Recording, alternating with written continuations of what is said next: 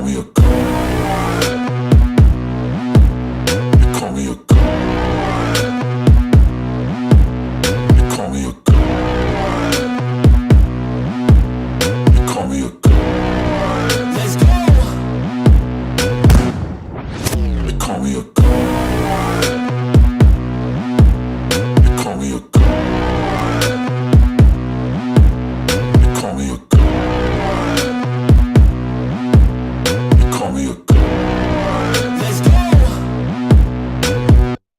I'm about to go off like a weapon. Fuel to the top, got a filled up engine. In my thoughts obsession. Get ready for an exhilarating journey into the boundless world of imagination. Welcome, comic book enthusiasts, to the extraordinary realm of Out of Obscurity. This groundbreaking anthology, published by Arrow Comics, unveils a legion of aspiring creators, each eager to leave their mark on the industry.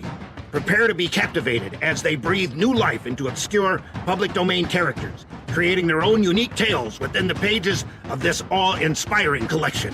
Out of Obscurity is a testament to the unwavering passion and creative prowess of these emerging talents. They have meticulously resurrected forgotten heroes and heroines, spinning intricate yarns that span the ages. Brace yourself for action-packed battles, mind-bending mysteries, and heartwarming triumphs that will transport you to uncharted territories of excitement. By supporting our Fund My Comic campaign, you become an essential part of this historic endeavor. Together, we can catapult these aspiring creators towards their dreams of comic book glory. Join us on this epic odyssey and witness the birth of new legends. Your generous contributions will not only help us bring Out of Obscurity to life, but also grant you access to exclusive rewards, including remarkable artwork, signed copies, and behind-the-scene glimpses.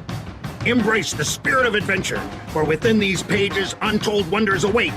Together, let us ignite the spark of greatness within these visionary talents and redefine the landscape of the comic book universe. Be a part of history and make Out of Obscurity a reality.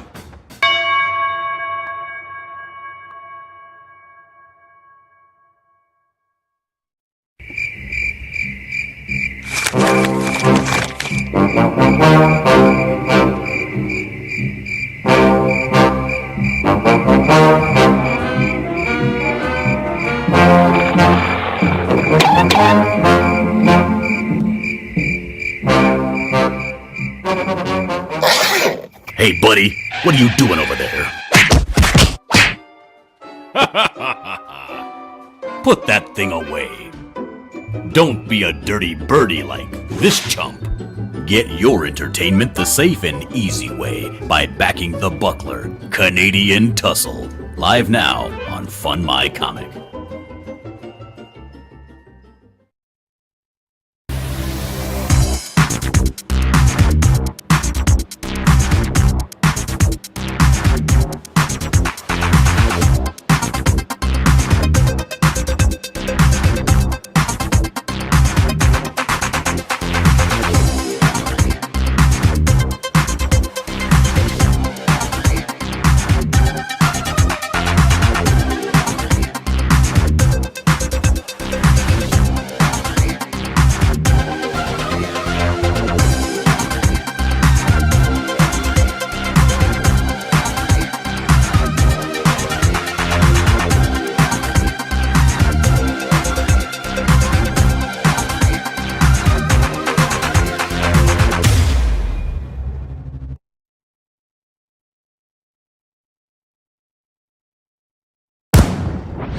They call me a god.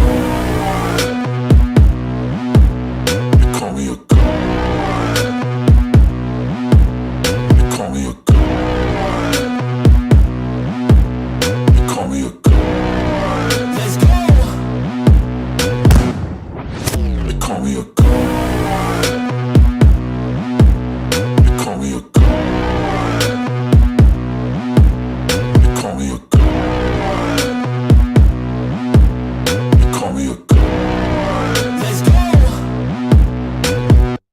I'm about to go off like a weapon. Fuel to the top, got a filled up engine. In my thoughts obsession. America's southern border has become a war zone. Human traffickers, drug smugglers, and terrorists flow across the Rio Grande with impunity, secure in the knowledge that no one will stop them. A distant federal government lectures Americans on their privilege while punishing overworked Border Patrol agents who were helpless to stem the tidal wave of invaders and determined migrants. Second-generation Cuban-American Marcos Zamora is a military vet, more patriotic than most Americans. No longer able to ignore the chaos at his doorstep, he acts. Joined by his best friend Gus, they hit the border every night, saving lives while stopping violent drug cartels and other opportunists. The government reacts with fury at Marcos' attempts to preserve American sovereignty, deploying the full might of their enforcement agencies. But Marcos understands that the only thing the rich and powerful fear is bad publicity, and he records every encounter. Whoever he is, this private American must be stopped. Illustrated by Richard Bonk and written by Eisner winner Mike Barron, Private American is his version of Captain America, and maybe a little Punisher, taking part in this ongoing, violent, and very real battle of good versus evil in the war for American sovereignty. Grab your copy at theprivateamerican.com. We have a secure border, and that is a priority for our administration.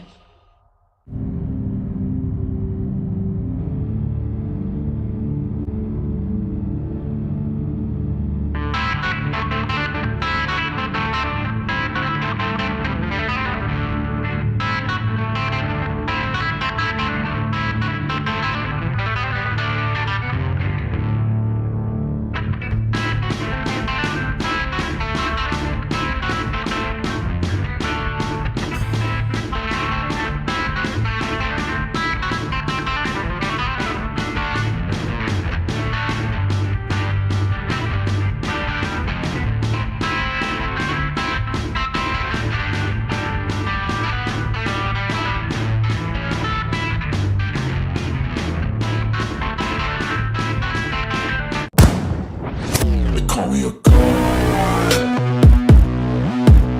They call me a god. They call me a god. They call me a god. Let's go. They call me a god. They call me a god.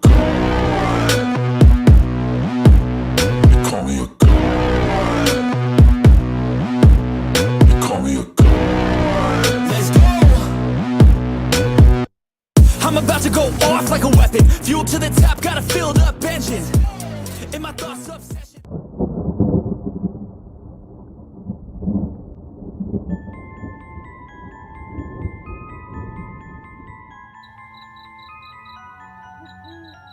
In a world where creatures of myth and legend exist, a covert task force is charged with keeping humanity safe from supernatural threats. And when young Nancy Moon stumbles into the eternal battle between good and evil, she finds... Oh my god, will you shut up? What's happening? Agent Beckett here. Aren't you tired of stuff like that? Want something different? Roll the tape. Whoops. Sorry about that. That's a song I'm writing for my ex. Okay, here we go. Yeah, that's more like it. Alrighty. Welcome to the world of the mythicals. We have it all. Monsters. Magic. Government agents. He's the strong silent type. This guy. Ugh, gross, dude. Get some kind of cream or something. Lots of 90s style action. Pew pew pew. And that strong female lead alluded to earlier. Not to mention a dashing field commander with a great sense of fashion.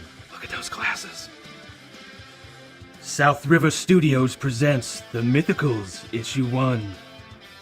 Buy it, if you dare. Ugh, will you can it already? How'd you get free? Now beat it before I lose my cool. So what are you waiting for? Back it today. Like right now. Back the Mythicals today.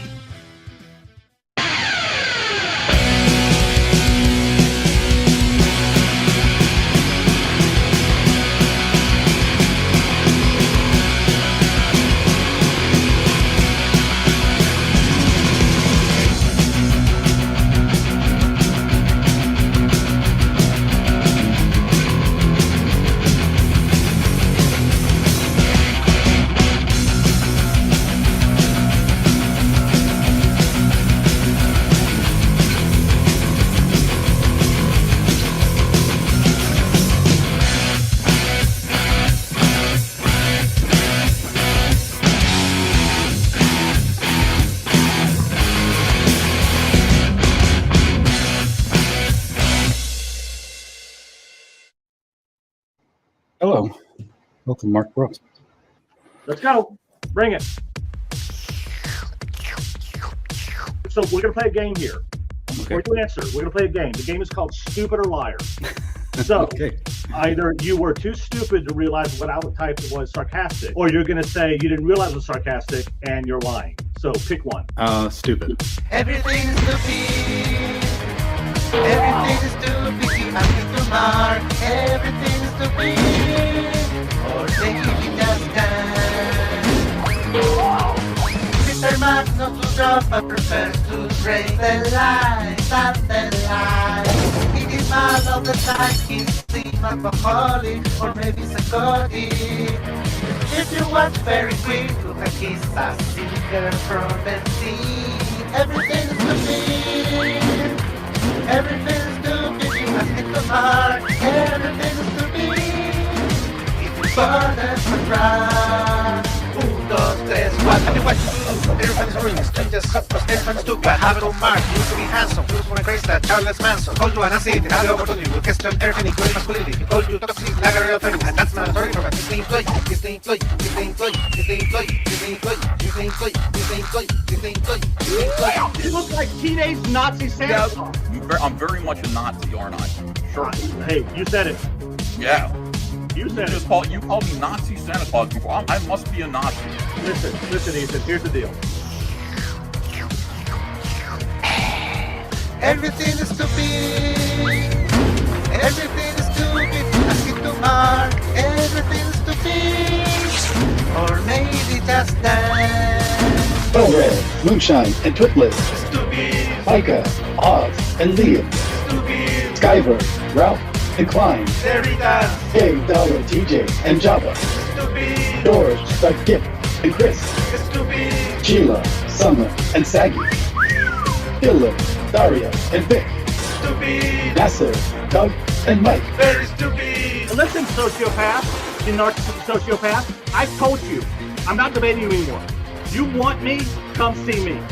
I got you covered. I got you, my friend. And if I don't ever see you, I'm going to assume it's you who's the coward and the woman. Come see me, my friend.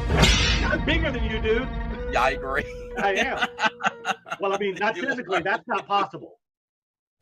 I am the spectator. I am he who spectates. I scour the universe in search of a very special card game.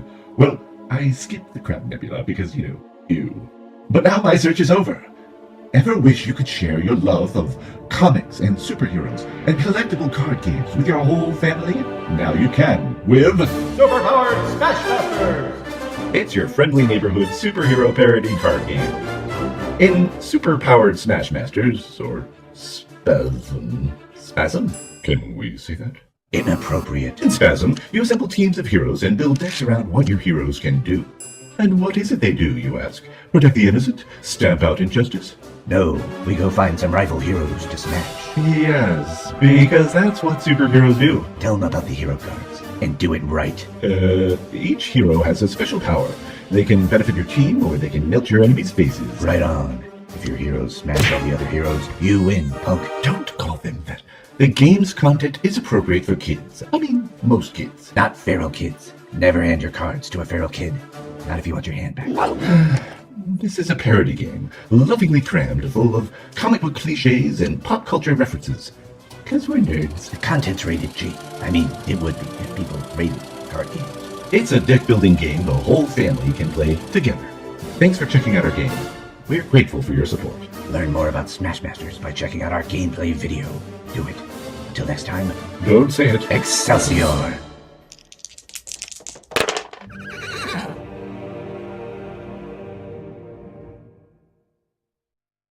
The Civil War was America's bloodiest conflict. Over 500,000 died to preserve national unity. When the war ended, Confederates like Harley Brogdon headed west, shooting game for the Army and gambling. When a card game turns deadly, Harley shoots in self-defense, killing the card sharp who threw down first. Wilfred Knorr, the card sharp's wealthy father, will stop at nothing to see Harley hang. Harley flees to Cobb's Gap, an old silver mining town at the foot of the Rockies. A remarkably peaceful town, especially after dark. But the sheriff harbors a dark secret, and no one dares go into the mines anymore. Cobb's Gap is full of secrets. People speak in hushed tones of something in the mine. Something worse than their cursed sheriff. Something even the Indians fear. Tired of running, Harley falls in love with a local widow with secrets of her own. But when Nora's posse arrives seeking vengeance, the stage is set for a showdown with unimaginable horrors from the deepest pits of hell. And every secret will be exposed. Eisner winner Mike Barron and acclaimed illustrator Pat Broderick present one of the weirdest westerns that Comic Dom has ever seen. Bronze Star, a thrilling tale of love, revenge, and supernatural terror from the minds of two legendary creators. It's not the monster you're looking for. Order your copy at bronzestarcomic.com.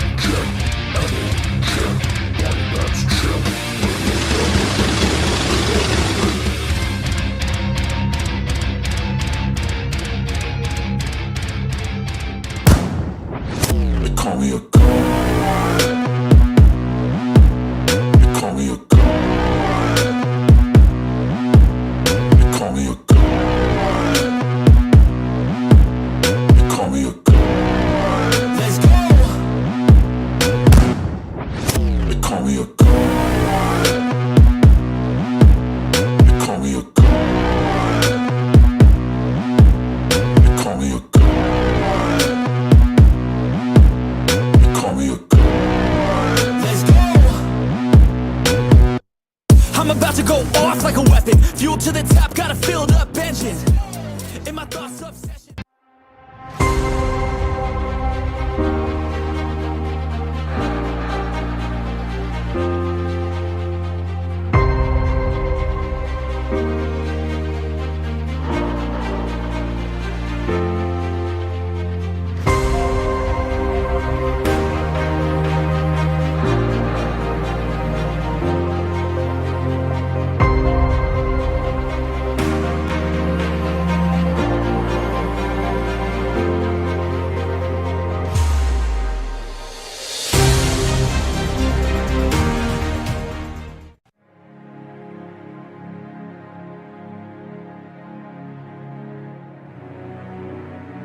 Raid of the White Leopard, Book 1, is the story of a band of Vikings that get caught up in a storm and wash up on a mysterious island. Written by Edwin Acevedo, the writer of The Ace, with art by Avery Butterworth from The Lost Pages. Back it today on fundmycomic.com.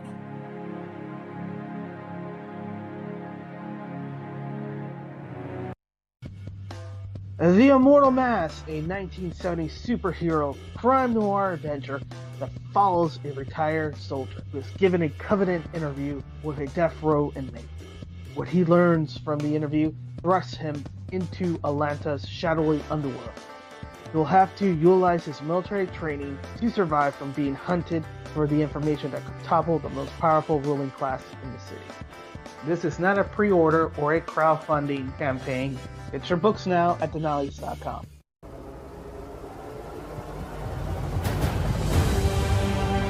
Our brethren are already in the field. Why stand we here idle?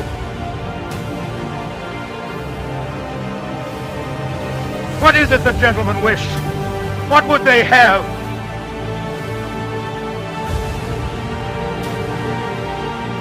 Is life so dear, or peace so sweet?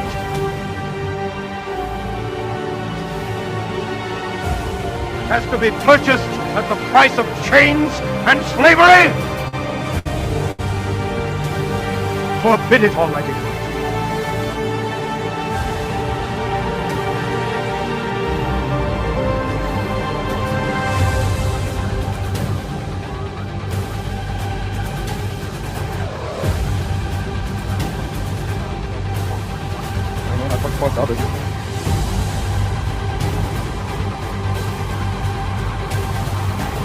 Blasphemy. Give me liberty, or give me death.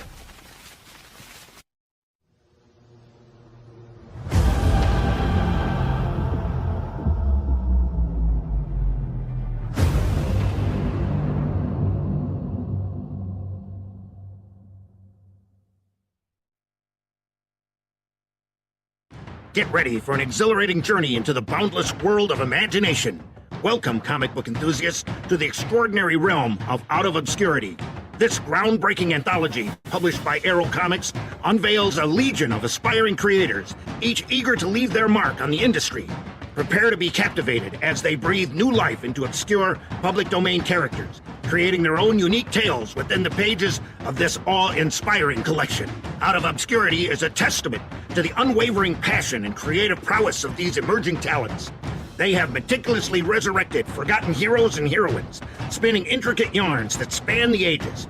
Brace yourself for action-packed battles, mind-bending mysteries, and heartwarming triumphs that will transport you to uncharted territories of excitement.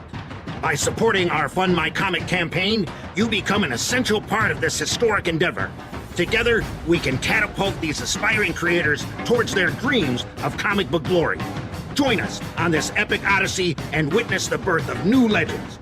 Your generous contributions will not only help us bring Out of Obscurity to life, but also grant you access to exclusive rewards, including remarkable artwork, signed copies, and behind-the-scene glimpses. Embrace the spirit of adventure, for within these pages, untold wonders await. Together, let us ignite the spark of greatness within these visionary talents and redefine the landscape of the comic book universe. Be a part of history and make Out of Obscurity a reality.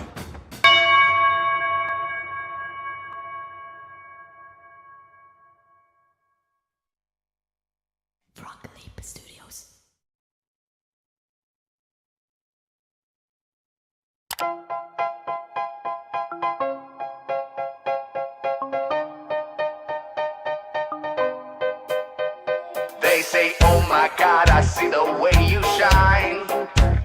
Take your hand, my dear, and place them both in mine. You know you stopped me dead while I was passing by. And now I beg to see you dance just one more time. Ooh, I seek you every time.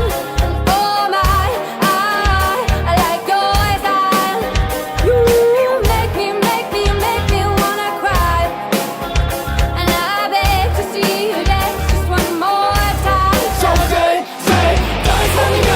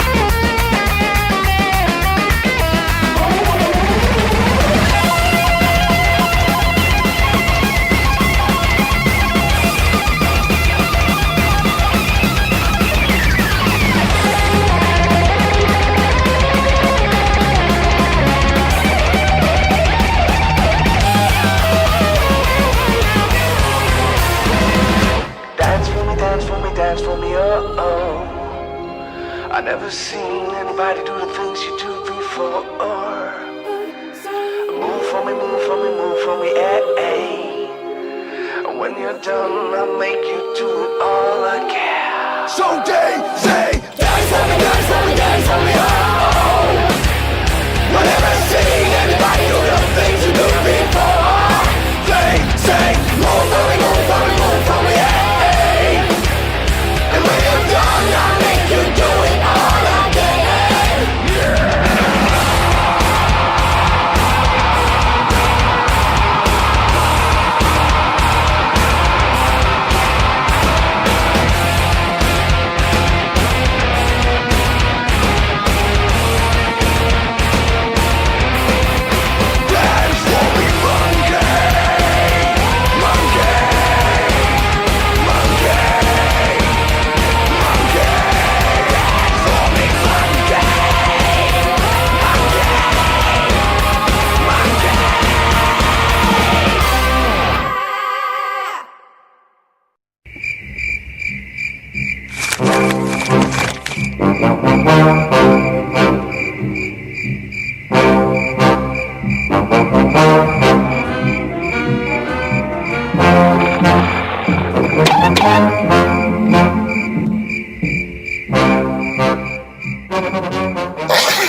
Hey, buddy, what are you doing over there? Put that thing away. Don't be a dirty birdie like this chump. Get your entertainment the safe and easy way by backing the Buckler Canadian Tussle. Live now on Fun My Comic.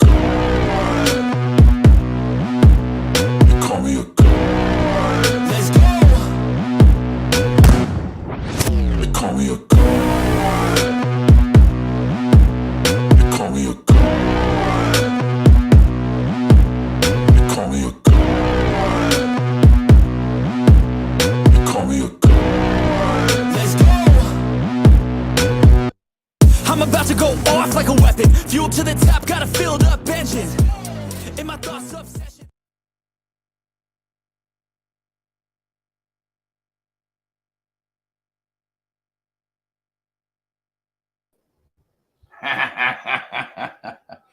Okay, hey guys. I'm getting dings on my my iPhone. I neglected to send out the link to anybody, including Diana. Hang on just a second. I was just enjoying that a little bit too much. So let me remove this. There we go. Now I'm nice and big. And Diana should be joining me any second. I just sent her the link. Let's see. Yeah, mosh pits are interesting. I've had quite a history with them. My last one was my last one, of course, because it hurt. I got messed up. It was in an Overkill show. Hello, Diana.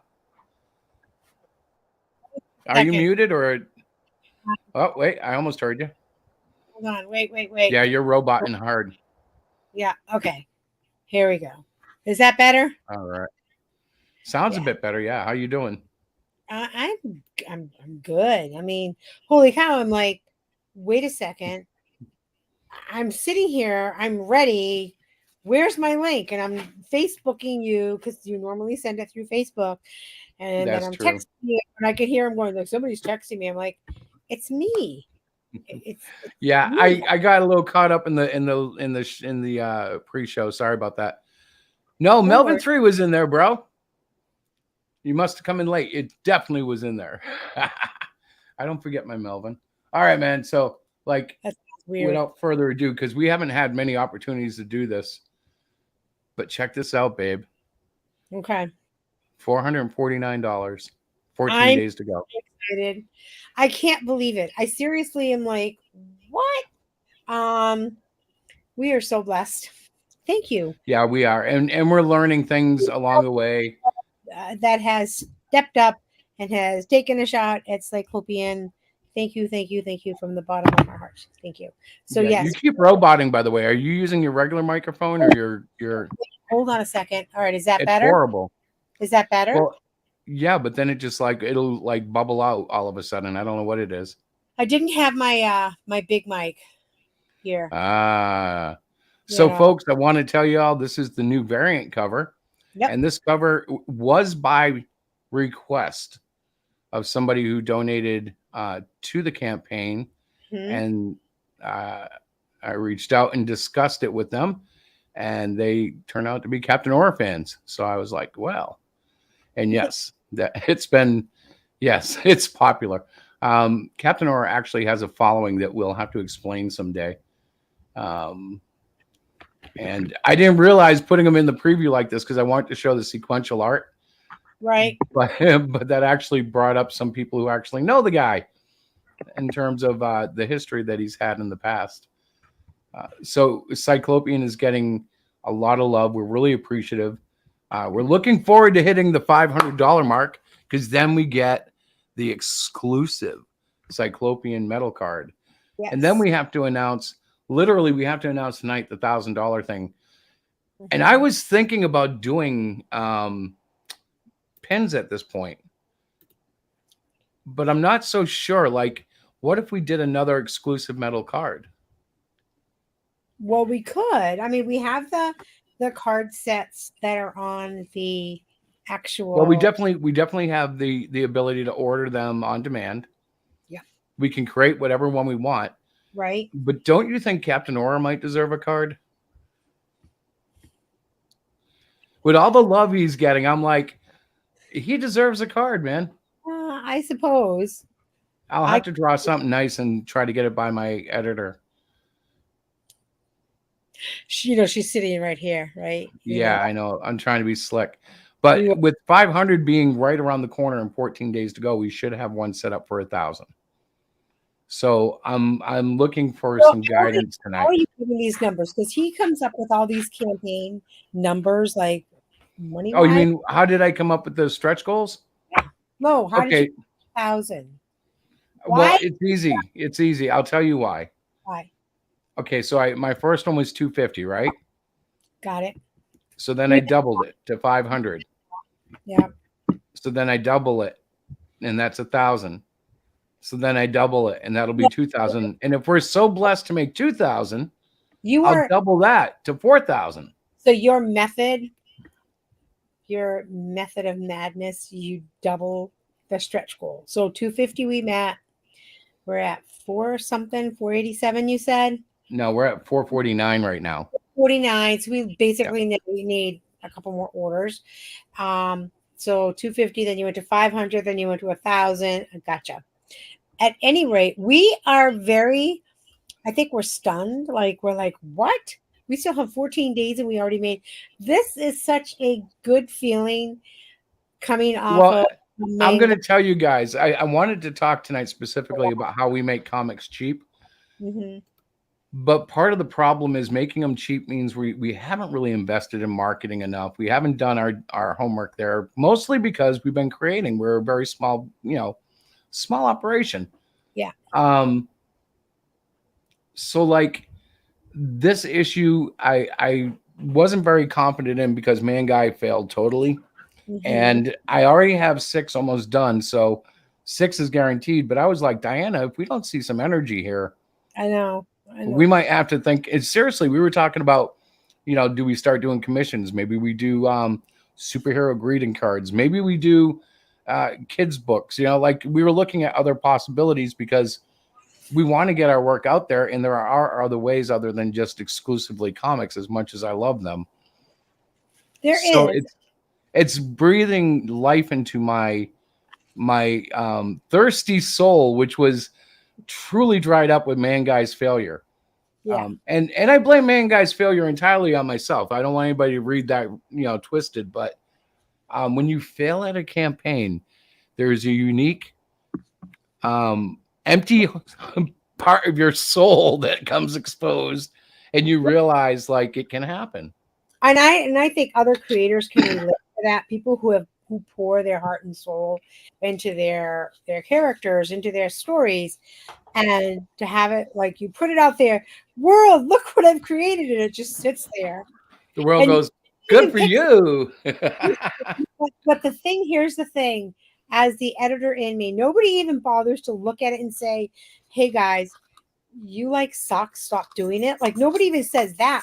We're not getting any feedback, and we've sold enough copies of the Great Cyclopian 1, 2, 3, and 4 that I kind of was hoping that one of our readers would either slam us or they would say, hey, it's a well, great I can promise you from the crowd we're getting right now, we will hear back. I hope so. No, And these guys, listen, remember we were talking about expanding beyond our customer reach. Yeah. This is a definite expansion. I know exactly where these fans are coming from. Yes, we do. And it's a whole new group. It's a whole new circle of comic book people, untapped basically by CG, huddled up in New England. Right. They're not even on like a lot of these people that are supporting us. It's more in our lives and network of family, friends, and acquaintances that are say, hey, let's throw some money their way, and hey, let's back this campaign. And so for the first time, our campaign is being supported not by the social media, which honestly, guys, I love that. I love the fact that I'm dealing with people that I know. Not that I don't know you guys online, but I don't know you online. No, well, what you're talking about is there are people that are 3D in the 3D realm. Yes. And you guys can surely relate when you know people like for instance, Tim. I feel like I know Tim, but to be honest, I don't know Tim like in 3D. No. And there is a difference. It's kind of like when Eric July revealed himself to be kind of short, standing next to JDA. Mm-hmm. Until that time, I thought Eric July was like 6'5". Like he looks huge on camera. Right. But then he was standing next to John Della Rose, who's like 4 foot, I think 9. I'm not sure. No, he's taller than that. He's taller than me. Good Lord. I'm not sure. I know he's short, and Eric was his height, and I was like, wow, like you don't know people in the 3D world until you know them in the 3D world. I gathered that, but still. Yeah. But so we are super excited that our campaign is doing so well. It's the first time we've done a campaign on Fund My Comics, and it's been great, obviously. I think that, actually, I got to be honest. Can I step in a second? Absolutely. I got to step in. I love Fund My Comic. I've been watching Luke on his live shows, on his daily live shows. Yeah.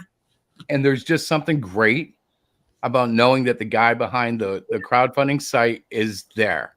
Yes. And so I want to just say something about Luke Stone that I've noticed that you don't get on Indiegogo and Kickstarter, is that he has set up so many videos that explains what he's doing, why he's doing it. He gives you tips like, hey, if you are on the front page, that's because of this, or whatever it might be. I know Chris has been watching a lot. I watched quite a few when I was setting up the account. But I am very appreciative of that personal touch kind of thing. Like, and he sends out emails with lots of good information too for indie creators. So but he's a creator himself too, right? No, I do know that. Yeah, so, it's like so cool. Can I pause the conversation for 2 seconds? in case you see me going like this, it's because I'm in the process of stuffing one of my Cyclopean dolls as we have this live stream. So I wanted to make sure people knew that. And so if I look like I'm staring off into space, it's because my big monitor where I can see the whole screen is up high. So if I watch Western and look at the monitor, you see my eyes? You're so conscious of that. Because I look up and I'm like, God, what am I doing? Oh, that's right. The camera's down here. Okay, I digress. But at any You know, we rate- can get you an extended camera, or we can hook your iPhone up and move it onto a tripod where it can be anywhere you want. It's just because you're on your laptop camera. Yes. So if I had, that's kind of what you do, right? Isn't it? Yeah, I actually just downloaded an app and I put it on my computer and my phone, and boom, they connect, and Well, here I am. that app with me. Anyway. It's easy. So I want to talk tonight about building a comic affordably. So I'm going to open up the panel because I know we have a lot of creators in the chat, and you know, I don't know what it really costs to make a comic, Right. and we'll get into that in a minute. But That's a good point, because you are an all-in-one creator, so there are no outside expenses except for the printing part of the actual. right, and the way that we do it actually shields us from loss because we use an on-demand system. Now, yes, it does cost more per copy, Yeah, but if you're charging enough for your book, it'll cover it. You make a little Right. bit of profit, not a lot. I mean, we both work full-time jobs, guys. Let's just put it out there. The first guest is here now. I don't have intros for anybody. I've been planning on doing that, and now that I'm kind of taking a break, they'll be coming. But for now, ladies and gentlemen, welcome Rick Piper of Cross Comics, Canada's greatest comic book publisher. Hey, Rick. How are you? Hopefully What? very soon. Oh no, just pretend. We're gonna have a great night tonight. So how's it going, man? How much does it cost to make a comic? Like, we were figuring this out, and because I do so much, I don't pay anything. And the only thing I ever did was with the troll cover. Yeah. Well, it obviously depends on some things, because certain things can be variable. Like, you can get, depending on where you get your artists, you know, if you're not the artist, you know, like, they're like, say Timothy, he got somebody from overseas, down south or overseas somewhere, and their page rate was low. I'm not going to say their page rate. Timothy's told me, you know. But it still adds up, right? I mean, like, dang, that still adds up. It adds up. But if you get somebody, say, from over there compared to, say, somebody like Dillard, or most likely somebody in the U.S., you know, their page rate is a little higher, or a lot higher. A lot higher. Right. You know, so depending on where you get them, you know, it can add up slowly or it can add up real fast. Right.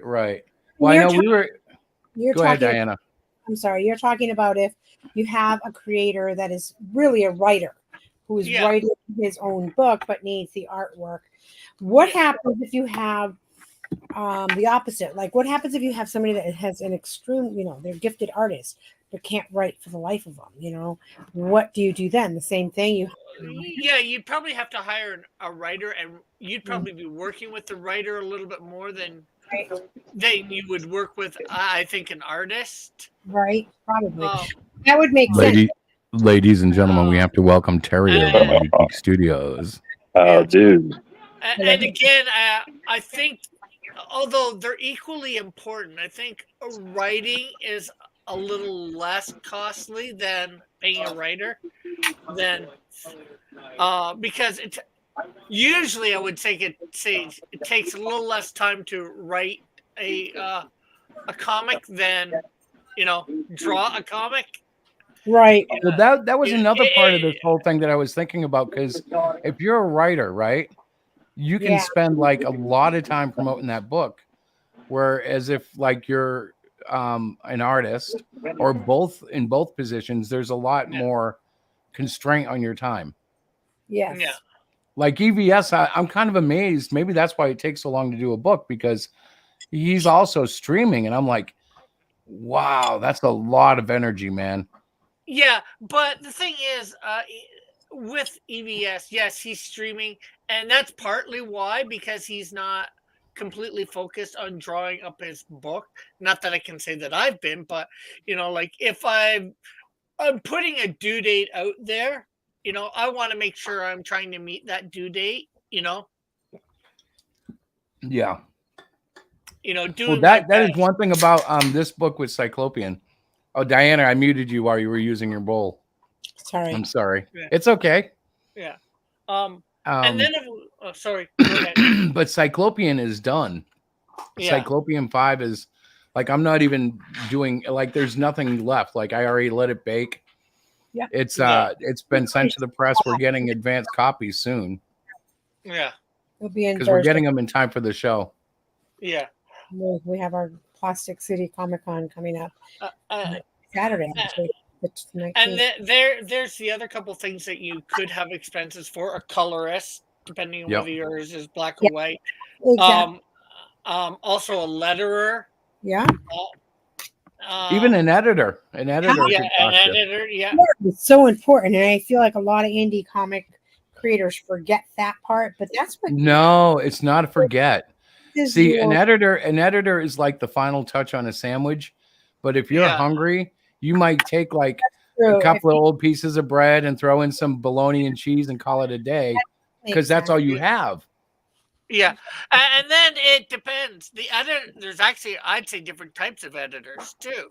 There are Yeah. different types of editors. Yeah, you have your editors that can go over your dialogue and stuff like that, and then you have an editor that can help you with the flow of the comic. Right, exactly. The whole structure. The structure, the artistic stuff. Yep.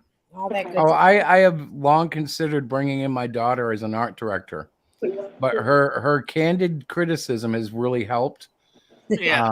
Like she has told me candidly, she's looked at some of the books and gone, I can tell that you were kind of mailing this page in.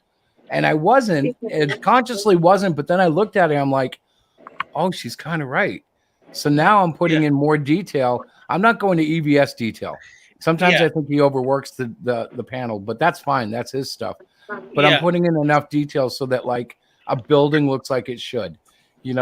Trees look like they should. It's like, oh yeah, she's right. That squiggle was really lazy. Yeah, but the thing is too, the good thing that you could do too is look at other books of we'll say quality, maybe not so much stuff nowadays, maybe I don't know, the 90s or early thousands, when they were having really good panels and all that, and see what sort of details they were doing and how they were doing the details in the background. Well, I'll tell you who I've been looking at exclusively, and it won't surprise you. I bet you guys can guess this, but I've been all John Byrne the last 6 months.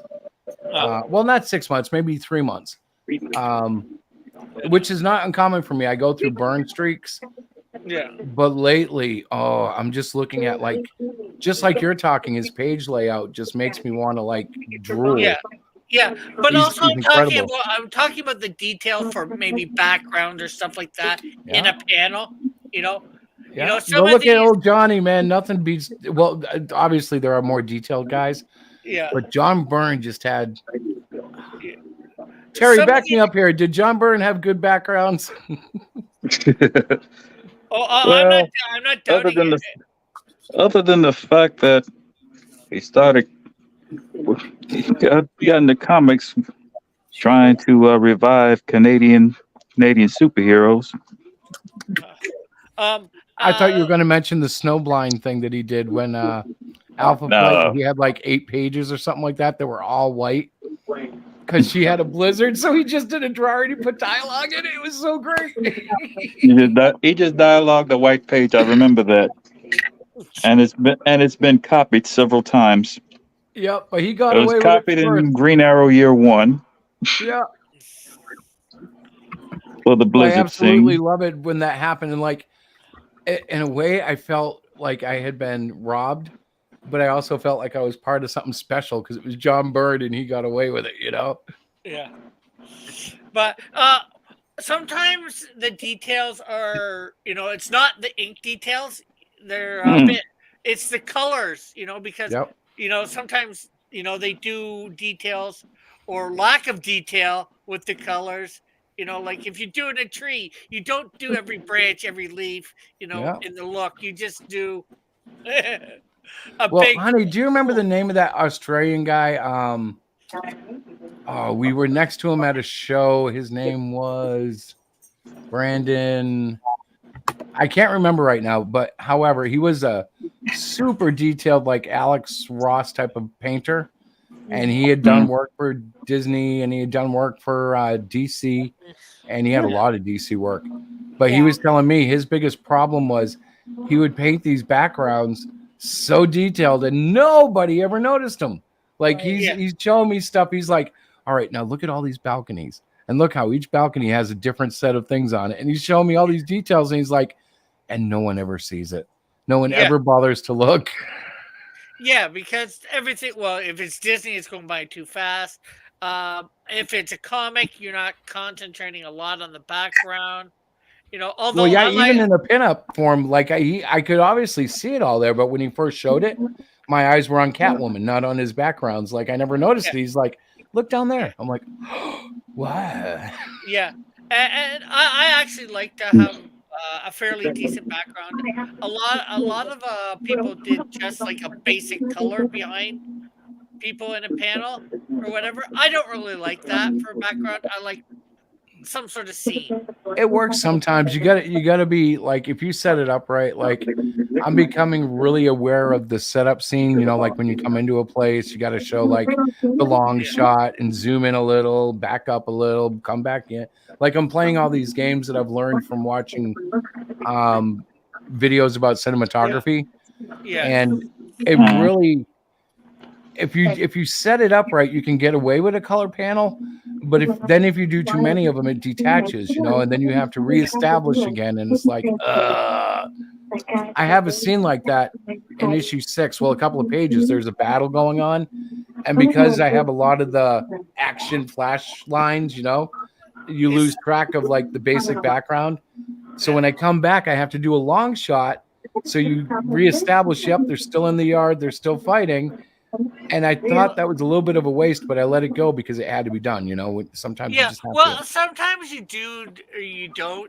As long as you can establish something that's been seen in one of the previous panels, you can keep it without the long shot. But I was gonna say, as for like say penciler, inker, and all that, a penciler, I've seen as low as I think 20, and that's overseas usually. Yeah. I actually got somebody who did some inks is doing inks for me on some stuff for $5 a page, which is very low. Right. Oh yeah. Now, and of course that stuff can go into the hundreds or thousands of dollars depending on who you're dealing with. Like, well, yeah, I would expect like if I decided to get on my high horse and go hire Terry Austin if he's even still working, or the guy who does Jim Lee's, if you go after somebody, top 5, I'm sure that's a pretty penny per page, even just thinking. Yeah, like if somehow you could get EVS, I'm sure EVS would cost hundreds of dollars per page just for pencils, maybe even thousands. Well, yeah, knowing him going, I really don't want to do it. So if you really want to do it, I'll do it for $2,000 a page. Or yeah, I could see him doing that. Heck, they just sold a cover for or the original 20, art for something. Yeah, 20, for who was that? That was Dale Keown, I think it was. Yep. Famous for Hulk and the Pit. Yeah. So and famous for expiring my arms. Yes. Who bought something for what? Would you 20,000? Yeah, $20,000 for a cover. Who? Yeah, for an original cover art. Who sold that? Dale Keown. It was I'm not sure whether it was an auction or on campaign. I think it was on EVS's campaign. It was for the Dale Keown cover for Cyberfrog. He sold it for $20,000. Oh, so okay, wait a minute. So he did not draw this. He hired somebody to draw this cover. No. The point is he had Dale like guest draw our cover, and then he sold the original artwork, and the original artwork went for 20 G's, and he split that with the artist. So So the artist- remember when it was just like what we did with Chris Mad, except Mad got all of it. Dan, so was it EVS's character and an artist did this amazing piece of work using his character? Yeah, Yes. but EVS sort of hired him to do it. Right. my It was an God. official piece. Because his characters are awesome, EVS I'm talking about. Yeah. Not his artwork, it's the guy he hired. Yeah. That Well, got the And money. that 20,000, the extra 10, they split it, so it was 10,000. Oh, yeah, they split it. And that's but fair. the guy got that on top of being paid to do the cover in the first place. Right. Guys, so I okay, I'm not gonna say anything, but very good. I'm very glad for them. No, say it. What are you gonna say? That's absolutely crazy about the money that's spent on the cover. I just yes, that is like I would never allow. All right. Time out though. Keep in mind, Dale Keown is an international superstar in terms of his art is known for the Hulk, and then he did the Pit, his original character.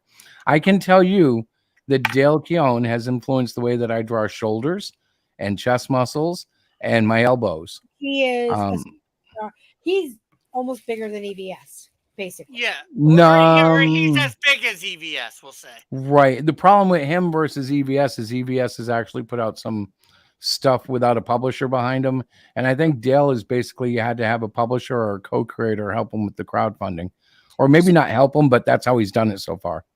Is EVS able to do the same quality art that this person does? I mean, is he? Oh yeah. Apparently, EVS is a multi-million-dollar artist. Wow, that's amazing. Yeah. I have a lot of respect for him personally. Like I look at his art and I love it, but like I'm a beginner. Like I don't. Well, you know what? It's not really about like, yeah, he has good art. He's not the worst artist in the world. Don't get me wrong. The thing is, he's got enough credibility. He's got something that has drawn an audience. There are people who absolutely think he's one of the greatest of all time, and I can't knock them. I mean, I think John Byrne and Paul Smith are the greatest of all time. Right. You know, it's like we all have opinions. Yeah.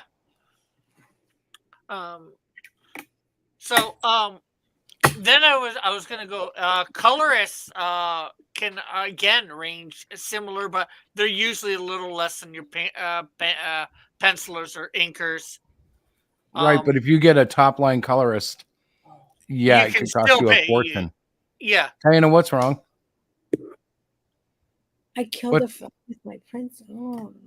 I She killed killed a- why With a pencil? with a pencil. What are you, Samurai Diana? Wait, I gotta show you guys. I'm sitting What'd you here do? Stab it? I banged it on the head. Well, I'm using my pencil to poke the stuffing in his butt.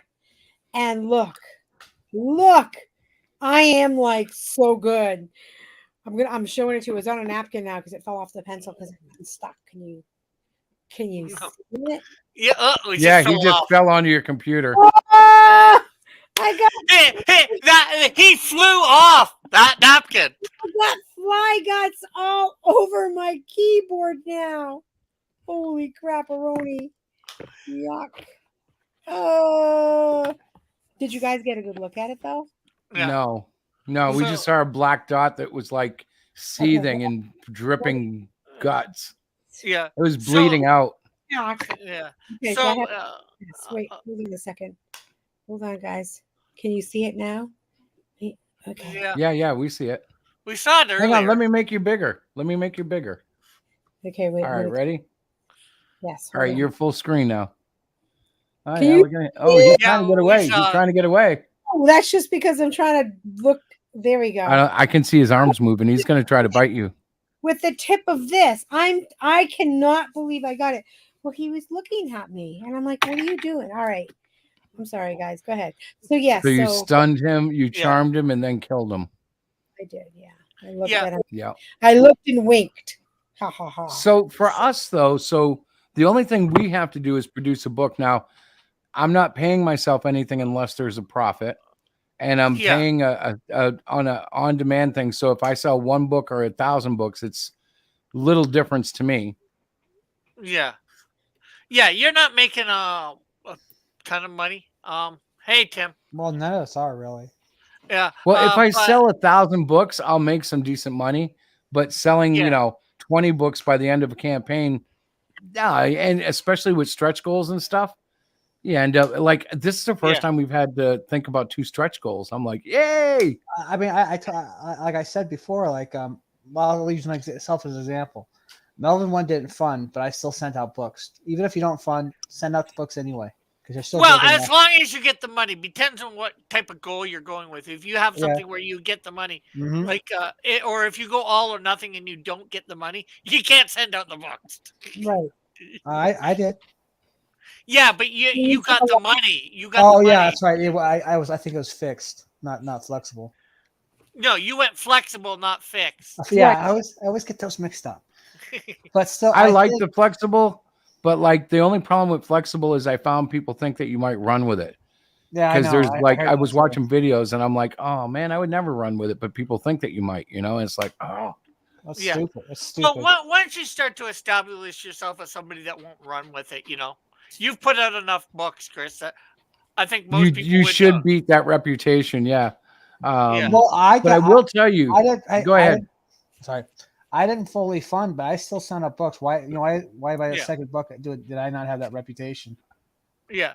Although But- I fully funded though for the second one. So Yeah, but what I mean is, like you did a flexible goal, so you got the money, so that means you have to get those people the books. So, Rick, basically, you're saying if you have a fixed goal, which means that if you do not make your goal, you do not get the funds from the campaign, right?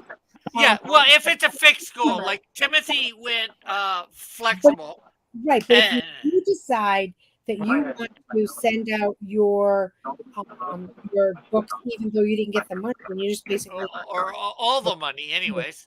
So there's a lot of background noise. I don't know where that's from. I think that's It's coming from Terry. Because he got people. Terry, you got people in the background. Is that your TV maybe? yeah. Well, my point is, even though we don't make a lot of money, we're not considering the idea of that we're building an audience. Even though you didn't make a lot here, you made maybe more here, you made less here, but you made more here. But still build that audience. Yeah. Right, but if you didn't get paid for your book, your base, why bother writing a campaign at all? Just give out your books free, I guess is my question. Oh. Yeah. Well, because you want to go for that goal of making it, right? Yeah, well, Tim's not talking about giving them out for free. Tim's talking about he had a flexible goal for his first book. Oh, I missed that, Tim. Yeah. Why didn't So somebody had a flexible goal? Yeah, we've done flexible too. So I like flexible. It's just that stigma that seems to go with it. Yeah, he didn't get the $500 mark, the $500, but he got, Miss got A it. was 300. He got that 300. He printed up the books he needed to, and he sent them out. But now you guys, and Rick, you can probably speak better to this because you've done it both ways, right? You've hired out and you've drawn your own. Yeah. I know how hard it is for me to turn a profit, and I'm not paying anybody extra. You guys are like eating a lot of cost, aren't you? Yeah. Yeah. Well, I eat the cost. Sacrifice. Basically, I'm just crowdfunding the printing costs, and so I can print extra, so I can try and make up my money because So you can build your membership to get your book out there. Yeah. Like I Right. don't know how much you guys end up paying, but per book, with doing it the way you're doing it, But Amazon just went up. We can talk later, but Amazon just went up big. Or anybody can find out. So obviously we use KDP, Amazon. So if you want to know their prices, you can check it out. It's more costly than a printing, going to a regular printer. Well, it went up almost 100% from last year. Yeah, If it gives you an idea. But Christopher, Yes. it's still cheaper in the long run because we don't have a big enough readership that we can say, you know what, this month we're gonna sell 1,000 books. We're not there. But I disagree. It's not cheaper in the long run. It's more manageable and more convenient. And it's worth it to us to lose that like 3% margin or whatever we're losing to have that convenience and that like freedom. Right. Yeah, 'cause because you don't. Every time you need new books, you have to go order from there. Like, but if you order, like, like say my printer, if I order 100 books, I'm paying we'll say between $3 and $4 per book at that Right. point. Right. And I have 100 books on hand. Right. And once I sell that, I can order. I can order more Ordering- books, but just that so- allows. Just so you know that we do order in large amounts.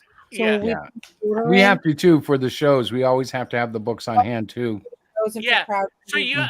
you might be better to find a local printer that you We've can. talked about it to see if we get like 100 copies because it might be cheaper in the long run.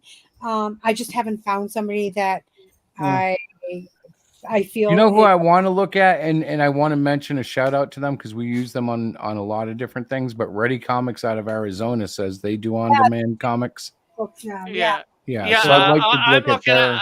I'm looking at them to do the metal cards for me. T-Mac wants to give them a shout out. Hey, you know what? We've gotten metal cards from them since we started, and they're top notch. And now they have two-sided. We're not doing two-sided yet, Yeah. but they do have two-side capability now. Yep. Yeah, they're a little bit more expensive, like almost double the price. I don't know. I guess it's that old punk ideal of you played it, you get to whoever you whatever fans will like your stuff, and you don't complain. You just kind of build that audience. Yeah, and do you guys usually get the pearl ones? Which ones do you usually get? Because I usually get as silver as I can and as shiny as I can. they got pearl white, silver, black something. Yeah, no, I go for gold. silver. I don't know what the other ones look like, to be honest. We've always gotten silver, and people walk by and they stop in their tracks. And they look at our characters that are not Marvel or DC, and they go, wow, what is that? They don't look at the comics. They don't look at the prints. They stop for this $2 metal card. Yeah, well, at that point you say, this is a metal card of my That's exactly what we do. Yeah, we use that as a parlay, but it's like amazing. Like, Sell it. They'll walk by so many things, and then they see that glimmer, the shiny what thing. Chris is saying is that the metal cards, because they are so unique looking and they're super shiny, it catches their eye, and they're like, ooh. And the price is $2 a card or 3 for $5. That's what we do at cons. And that's affordable. People are like, $5? I got $5. I can get these are cool. And I always say, I talk about the scenes, I lead them to the books, I do that whole spiel, but I also tell them it's a great, you can use it as a bookmark. And so people are going, oh, I love that idea. That's great. So Yeah. do the wholesale thing. And the thing is, too, now they have over there as well metal bookmarks. Right. Yep. And they do larger metal prints. They actually have metal comics of some sort. I'm not sure what that entails. I haven't looked into it. Yeah. But that could be an interesting project down the road. Hey, look, I don't know why Tim was sharing this, but he is showing us Melvin. And as you can see, it's at 71% funding. Nice job. Yep, go back that up. He's only got 48 days to go, but I'll tell you what, guys, if you're thinking about backing it and you're watching this show, try to back it tonight because it feels better. Like there's nothing worse than waiting for that that fund to come through. So, Tim, did you know that Chris and I backed it? Yeah, well, at 10 o'clock. At 10 o'clock. Are you going to back ours, Tim? Just asking because you come on all the time begging us to back your book, and I did because I like your stuff. So you're going to back ours? You haven't backed us yet. I'll have to find the time to do that. Yeah. Fuck. Yeah. You got me by the short hairs. Tim getting called out. Tim doesn't busting well, you know what? Though, Tim doesn't usually back many books. You don't have to. I'm just teasing you. Because that's what you do to me all the time. And I sit here and I'm like, God, I feel so bad. I gotta no. Then I get mad at you because you come on and you're like, did you back the book yet? Did you back the book yet? I'm like, no, I haven't backed your book yet. And then I feel bad. All right, I'm gonna back his book. So I had to. I'm playing it. Don't be mad at me, okay? I'm just teasing. Yeah. Hey, you know what? I'm gonna actually be having Tim on my show tonight, and we're gonna be going over his campaign, talking about it. Oh, good. Awesome. So I got to give you guys a RIPA update. Did I tell you I actually bought the $12 book? Did you? Yeah, he had a special on Isom 1 I read it. I've already read it in bootleg. And Yeah. I felt guilty. I wrote him and asked him, how do I send you $25? I didn't want to buy a copy of it. But then when he put it up at half price, I jumped at it. So Yeah. I should be getting that any day now. I'm kind of excited because, again, I didn't hate that book. I don't understand. I do understand the mistakes.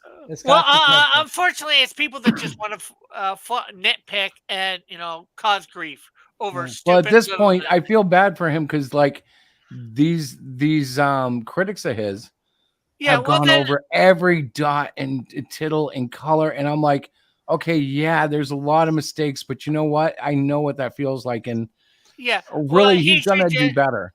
Yeah, frankly, for the most part, I think he should just ignore the nitpickers like that. Yeah, I've been saying the same thing. Yeah, You know, I mean, he was right to fight him at first, but now it's gotten so tedious. It's like, bro, just stop. You have already won.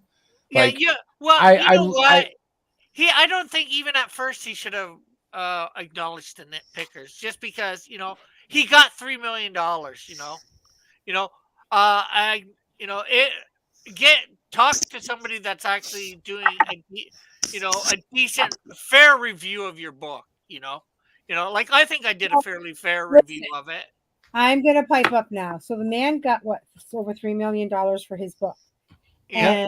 and people are probably looking at that number that he got and saying, "Okay, how did you get $3 million for your book when it has this, and this?"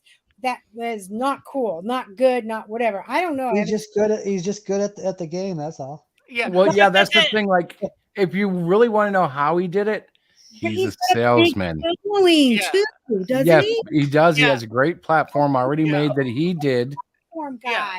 Yeah. but he did it himself. Yeah. The thing I was going to say, if you look at his first book compared to his second book, because he has those mistakes and some other mistakes, more what I think I pointed out, he hasn't done quite as well on this second campaign. He's done well, mind you. It's over $2 million, but it's not over 3. Well, anybody who thought it was going to grow isn't realistic, because in very rare cases do second issues sell as good or better than the first issue. Yeah. Like, there is a decline, a natural decline. Yes, mine was the exception. Yeah. Well, there is the hope that they will level off at an acceptable level to maintain their business. Now, where he's at, if he wants to make comics for the rest of his life, he's going to be able to do that. It's just, how low is he willing to let that number go? Like, millions might make him spoiled. Maybe he doesn't want to do it for 250,000, where I'm like, that's still great money. I don't know. We'll have to wait and see. Then again, he might never slip that low. It depends on how fast he gets the books out. Hey, what else does this person do besides make comic books? YouTube. Oh, he's a musician, Political YouTube. pundit. Yeah. Yeah, he is on Blaze TV time to time, He's an all-around good celebrity. I do apologize. Hunter's got a hunt. It's just kind of in my blood to kind of like, okay, I want to make this money. I'll do anything I have to do to make this money. So I do apologize. Yeah.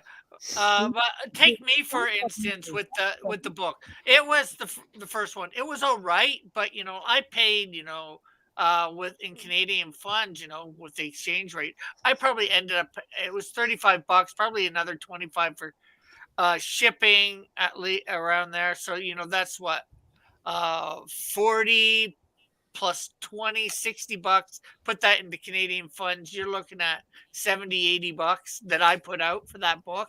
It was a 100-page book, which sort of makes it somewhat worth it, but it wasn't spectacular. And for $100, for 60, Well, what 70, you 80. paid for it? Yeah, I get it. If he had a digital tier on this one, which I don't believe he does, I might, and if it was like 10, maybe $15, I might think of getting it. But I don't think he's putting a digital tier, and I think that's a detriment to him. I think he's out quite a few of those. I think and it doesn't cost him anything. It's sorry, Tim. But I think digital tiers are actually getting more popular because They are. I agree with you, Tim. I do. Yeah, they're getting more popular, especially anything coming out of the States, because if you want that worldwide audience, all the shipping costs are so astronomical going to any other country, Yeah. from the States, and then they exchanging into that currency. Again, that can be expensive depending on your currency. Yeah, but you guys need to American understand that generation whatever they're on right now, they prefer screens. So like while we haven't seen them well, there's truly that go too. at it. What's that? I said there's that too, Yeah. Well, I mean, in the coming years, like the kids that we see in elementary school, when they finally start buying stuff, they're buying digital. And that's if they're buying it all, because most of them are just ripping it off. So then you have to get them with the merchandise. So like if kids start pirating Cyclopian, my only hope to make money is to get them to then turn around and buy like Cyclopian branded, t-shirts or sneakers. You know what? If you know how, I'd say you'd be better just yourself. Just put it up on one of these torrent sites. Yeah, yeah. Well, it's there's already stuff on Webtoons, and the first 4 issues have been thoroughly shared around. I won't do anything with the number 5 until at least like I'm a few issues out ahead of it. Yeah. But like after I get ahead of it, I'll release that too. And as we do that, of course, then we start being able to look at having a true trade book, like another, when it gets to a dozen books, that'll be a nice trade book. That's one we should do a hardcover with, because then you have a ton of pages and it's just going to be beautiful. Yeah.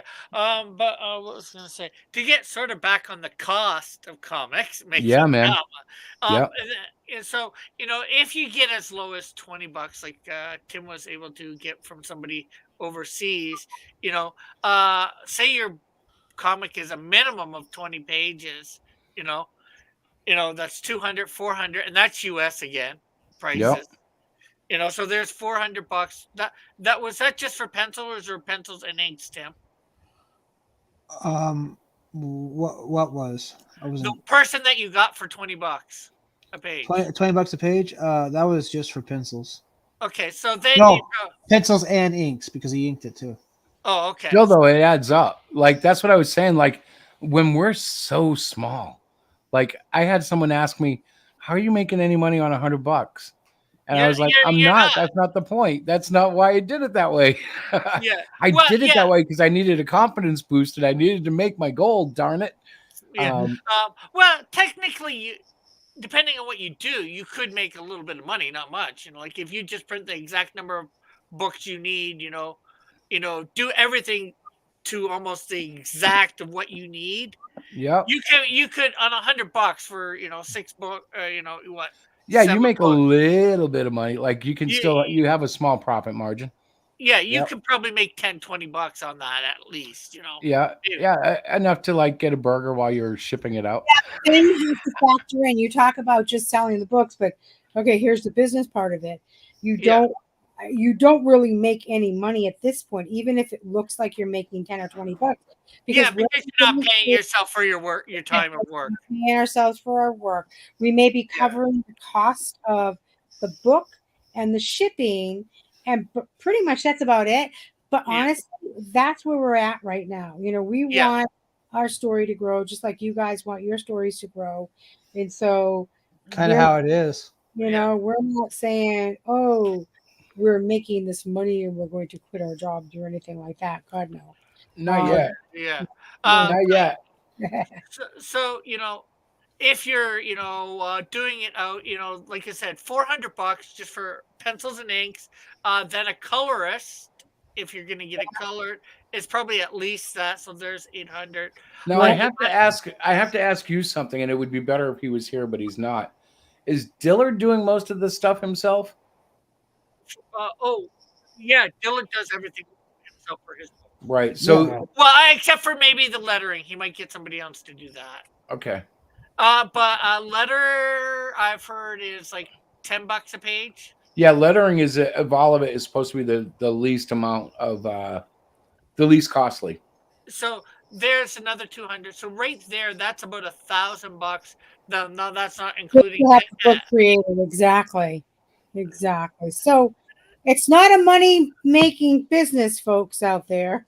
However, now I start to understand why writers are getting into AI art. because if you can get it for free using a generated application, Still stealing. I had a funny conversation with somebody. I told him, hey, if you want to sign up with the enemy and sell your soul, that's fine, but I'm totally against it. And he was like, oh, I put a Terminator GIF in there. He's like, oh, that actually looks like fun. And I'm like, all right, yeah, I guess it's going to be fun. So he liked me.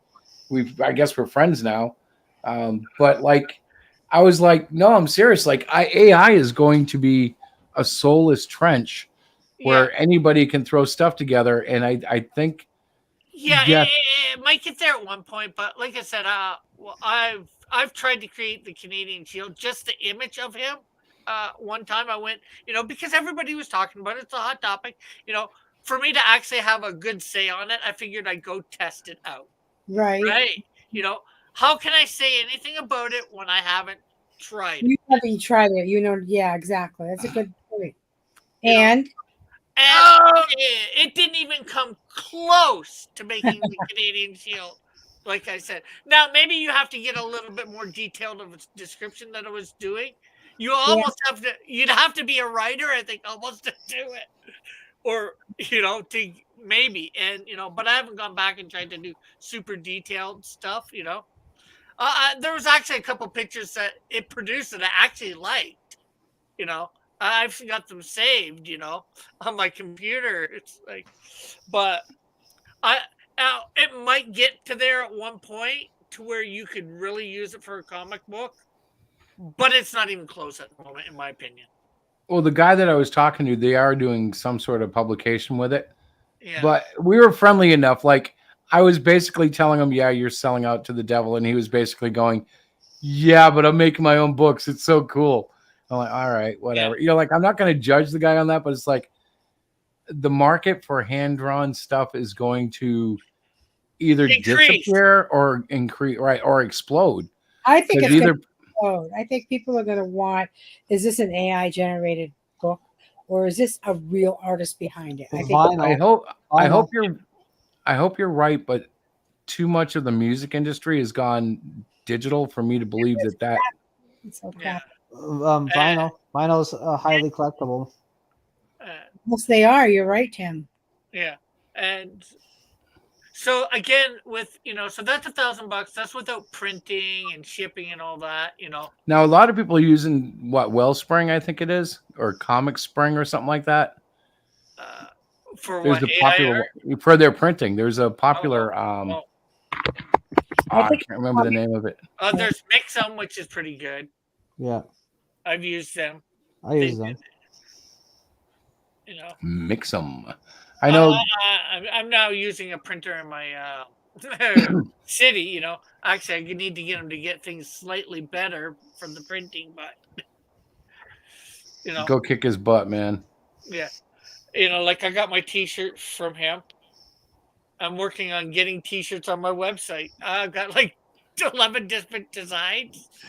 Well, actually, no, I've got very similar designs, but on black and on white. Yep. Oh, stop. We have not been on that long for me to be yawning. Almost. We got about 6 minutes left. Yeah. So listen, ladies and gentlemen, everybody here is a creator. Yeah. And I know we don't have many viewers right now, but if you're out there, you got a question, feel free to ask it. Yeah. I'm going to check our Great Cyclopian, by the way. And of course, that's the minimum amount for, I'd say, for doing a comic book, unless you're doing it all yourself. So if you're writing your stuff out, that's probably the minimum stuff if you're doing the writing. Yep. But if you're a writer, then you do get the time to promote. Whereas if you're writing, drawing, color, if you're doing it all, it's a lot harder. The time is different. The energy is different. Yeah. I don't know. In a way, I think in the future, I might hire a writer just to experience, like, what's it like to not carry everything? No. Yeah, I might. Yeah. I don't think I could live with that. No, we're not doing it. Hey, you know what? Well, I might. You can let him try. No. Well, actually, the closest you have had something come close at this point, not completely. Well, we've had people because I have written most of or part of, since it's not finished, I'm not sure how much more it's going to go. It's a Cyclopean Canadian Shield crossover. Oh yeah, you've been working on that? I haven't even Well, seen it in what 6 months. Yeah, well, I haven't worked on it in like 6 months or more, but There you go. Good. I don't feel guilty then. But my point is, he's sort of working with a writer in that. Yeah, yeah. And you know not what? quite the same as what he's talking about, but it's close. I work with people all the time. I go up there and I say, look, I just want a chicken sandwich without any pickles. Can we get together on this? Can we collaborate? And the person behind the counter usually goes, yeah, no pickles. I say, yeah, none. And you know what? We work together and I get a chicken sandwich without pickle. And you know what he says? He says, Chris, you're a madman. Yeah, he's like so creative. And then, of course, there was the troll book. You know, Yeah. you did a story there, and I did a story there. You know, too. It was so weird to have my book or my stuff with other people's stuff in a book. Yeah. But it's actually probably my favorite book to date, just because it's so big and expansive and there's other people in it, you know? Hey, when are we going to do that Melvin Cluster Fudge crossover? I don't know. I got to, you know what? I got to finish Cluster Fudge too, but I don't really want to mess with it until I get a couple of more Cyclopeans under my belt.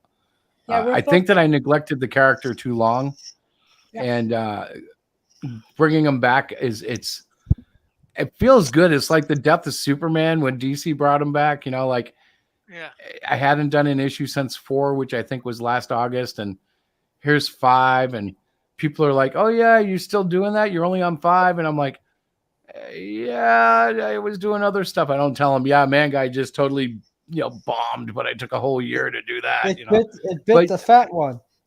Yeah. But I am going to re-release it. I mean, I have, 3 issues completely done. The 4th one, 99% done. So I might as well re-release them. Just, start a new campaign and do it a little differently. Yeah, it's just when. Do it on Fund My Comic. Oh, I'm going to do everything there as long as it's going well. Yeah. But anyways, I know I normally don't do this. I have to take off, and I think Tim does too, because in about 3 minutes, right. I'm supposed to be starting my show with interviewing Tim. No, that's good because I have to close down. So listen, Perfect. check out Fund My Comic, Great Cyclopian number 5, and check out Melvin 3, and say bye to Rick. Bye, Rick. Bye. Bye, Rick. Bye. Check out his channel too. He's going to be live in a few minutes with Tim. Yeah, talking about Melvin 3 on Yeah. My Comic. Okay, babe, it's just you and me. All right. So anything else? Anything in closing? No, I think, you guys, thank you for your support. For those of you that have gone to Fund My Comic and funded the Great Cyclopian, thank you so much. And then I think that's about it, right? Call it a wrap. Well, for anybody out there who's watching on replay, thanks for watching. The link for the campaign is below. Please consider backing it. The more backers we get, the more momentum we get, the bigger this gets. And Cyclopean, you'll find that you love him once you get to know him. At any rate, we're going to go. We'll update you guys. Catch us on Facebook, Twitter, and YouTube. Alrighty. And like, subscribe, share. Boy, there's so much to marketing. At least I'm doing it with a smile tonight. You are doing it with a smile. So I'm very Yeah. proud. All right. So I guess this is it. God bless you. God bless you too. Hey, I'll see you in a minute. We're actually in the same house. If you didn't know that, we're just in different offices. I'll see you in a minute, babe. Okay. Bye. Peace out. God bless.